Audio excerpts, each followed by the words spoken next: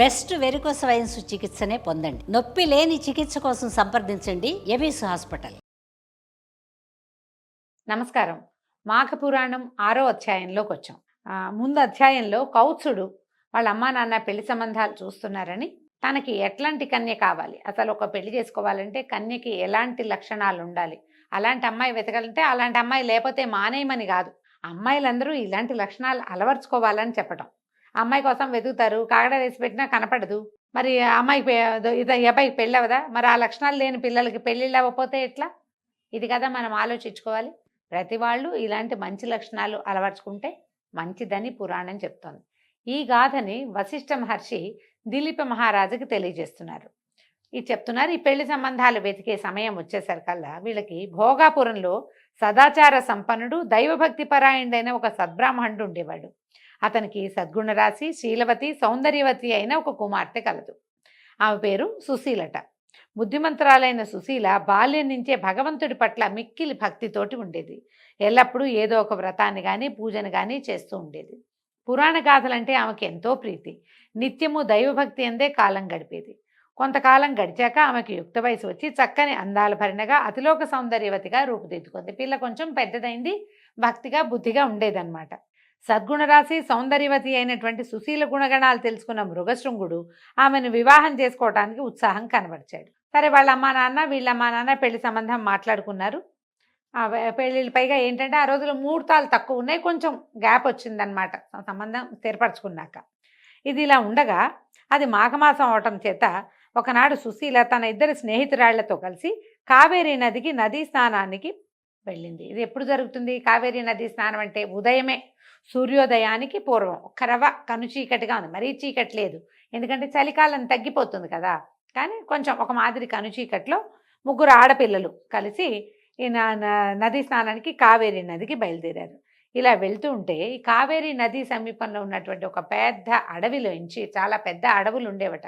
ఇప్పుడు కూడా ఏంటంటే జనావాసాలు వచ్చేసాయి కదండి. మనం నది అవతలు చూస్తే అన్ని చెట్లతోటి నిండినట్టు కనపడుతుంది మనకి. ఆ అడవిలోంచి ఒక మదించిన పెద్ద ఏనుగు పరిగెత్తుకుంటూ వచ్చిందట. భయంకరంగా ఘీంకారాలు చేస్తూ కనిపిస్తున్న వాళ్ళందరినీ కాళ్ళతో తొక్కుతూ, తొండంతో విసిరేస్తూ నానాభీభత్సంగానూ చేస్తుంది. ఏనుగులు మదించేసరికల్లా ఈ రకమైన ఇబ్బంది వస్తుంది. వాటికి ఆడ ఏనుగు కనపడితే కొంచెం తగ్గిపోతాయి. ఆ మదించిన దాంట్లో అవి పరిగెత్తుకొచ్చినప్పుడు జనాలు హాహాకారాలు చేసి పరిగెడతారు. కొంతమంది దాన్ని ఆపడానికో దాన్ని కొట్టడానికో ప్రయత్నం చేస్తారు. అవి చూసిన కొద్దీ దానికి ఇంకా తిక్కెక్కిపోతుంది, పై ఉత్సాహం పెరిగిపోతుంది కూడా, దానికి ఆ తిక్క పెరిగిపోతుంది. ఈ జనాలంతా హాహాకారాలు చేసి తలాకు పక్కకి కకావికలుగా పరిగెడుతూ ఉంటే ఈ ముగ్గురు ఆడపిల్లలు ఆ అమ్మాయి ఆ ఏనుక్కి కనిపించారు. అది కాస్త ఈ అమ్మాయిల వెనకాల పడిందట. మదించిన మత్తగజాన్ని, దాని ఏనుగును చూసి దాని ఘీంకారాన్ని విన్నటువంటి ముగ్గురు స్త్రీలు భయపడి తమ శక్తి కొలది పరిగెత్తేశారట. నదీ తీరంలో ఉన్నారు. ఇక పిచ్చెక్కినట్టు పరిగెత్తారు. ఎటు పరిగెడుతున్నారో తెలియకుండా, ముందు వెనక చూడకుండా దూరంగా ఏ ఆచ్ఛాదన లేని ఒక దిగుడు బావిలో పడిపోయి మరణించారు. ముగ్గురు అమ్మాయిలు పరిగెత్తారు. మధ్య మధ్యలో చేతులు కూడా పుచ్చుకుని ఉండుంటారు. అంతా కలిసి ఆచ్ఛాదన లేని ఒక దిగుడు బావి ఉంటే బావిలోంచి దిగితే ఏమవదు, దిగితే మరణించరు. వీళ్ళు చూసుకోలేదు అది దిగచ్చని, అదని తెలియలే వాళ్ళకి. ఒక రకమైన పరుగులో ఉన్నారనమాట. బావికి కనుక పైకి ఇట్లా గోడ ఉంటే బావి తగిలి ఆగిపోయేవాళ్ళు. వీళ్ళు బావి దగ్గర ఏ గోడ లేదు, అది ఇట్లా దిగడానికి వీలుగా ఉన్నది. దిగుంటే రక్షింపబడేవాళ్ళు. దిక్కండా ఒకే పరుగు మీద వెళ్ళేసరికల్లా ఒక్కసారి దూకినట్లుగా అయిపోయి అందులో పడిపోయారు ముగ్గురు. ఆమె చాలా లోతుగా ఉంటుందట అది దిగుడు బావి.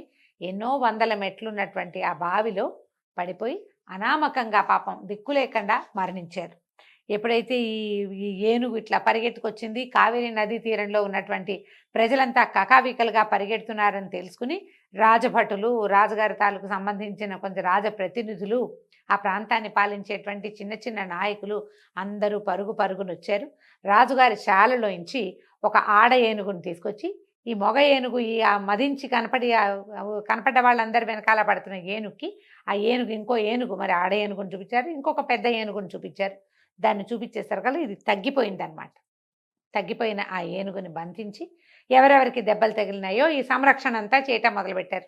క్రైసిస్ మేనేజ్మెంట్ చేస్తారు కదా. మరి ఎవరెవరికి దెబ్బలు తగిలిన వాళ్ళు, కొంతమంది పడిపోయిన వాళ్ళు అది బురదలోకి తొక్కేసింది, కొంతమందిని తొండంతో విసిరేసింది, కొంతమంది వాళ్లే పరిగెడుతూ ఏదో పక్కకి పడిపోయి కాళ్ళు చేతులు విరక్కొట్టేసుకున్న వాళ్ళు ఉన్నారు.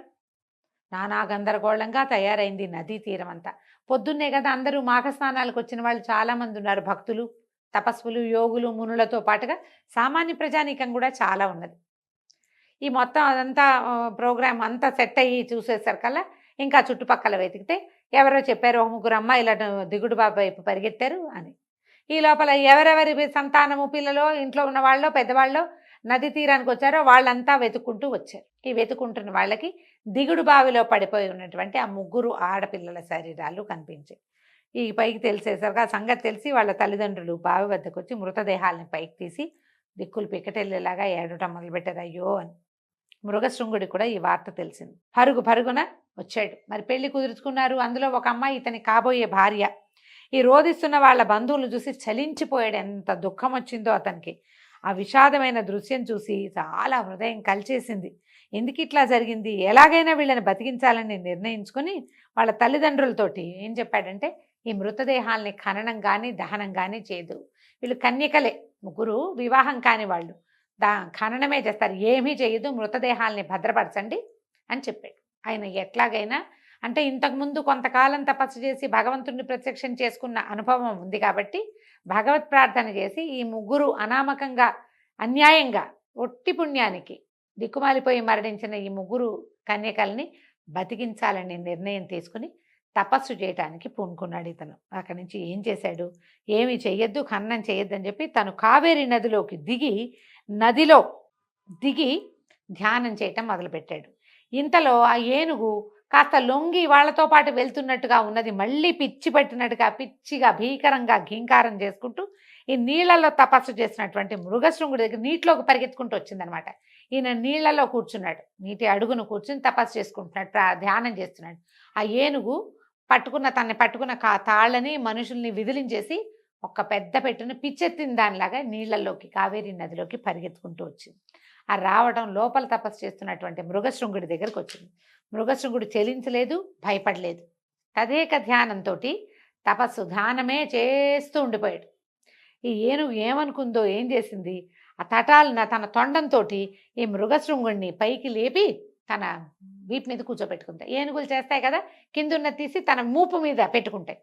ఎప్పుడైతే ఈ పైకి పెట్టుకుందో ఈయన ఏమనుకున్నాడంటే, భయపడలా, ఇదంతా శుభసూచకమే, మన మంచికేనని ఆయన ఇట్లా నీళ్ళలోంచి చూస్తున్నాడు కదా, ఈ చేతుల్లోంచి ఇట్లా నీళ్లు తీసుకున్న నీళ్ళని మంత్రించి ఏనుగు కుంభస్థలం మీద చల్లాడట. ఎప్పుడైతే చల్లి అక్కడి నుంచి ఏం చేశాడు, రెండు చేతులతో ఆ ధ్యానం కళ్ళు మూసుకునే ఉన్నాడు. ఆ ఏనుగు శరీరం అంతా చేతికి అందినంత మేర నిమిరాడు. ధ్యానం అంటే మంత్రం పునశ్చరణ చేస్తూనే ధ్యాన మంత్రం, నారాయణ మంత్రం చేస్తున్నాడు. ఆయన ఏ మంత్రం చేస్తున్నాడో మనకి పురాణంలో చెప్పబడదు, కానీ తన అనుష్ఠానంలోనే మంత్ర జపం చేసుకుంటూనే ఈ ఏనుగుని ఒళ్ళంతా నిమిరేసరికల్లా అంతే ఒక్కసారి ఆ ఏనుగట ఒక అత్యద్భుతమైన దేవతగా మారిపోయిందట.